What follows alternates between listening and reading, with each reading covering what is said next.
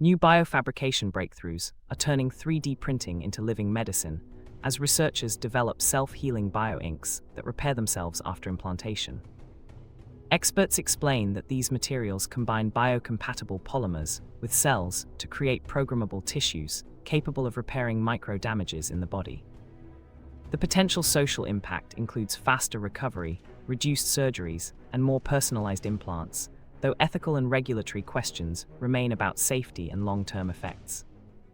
In the coming years, these living prints could enable on-demand organ patches and smarter prosthetics with intrinsic healing. This evolving field invites curiosity about how we might write biology into design itself.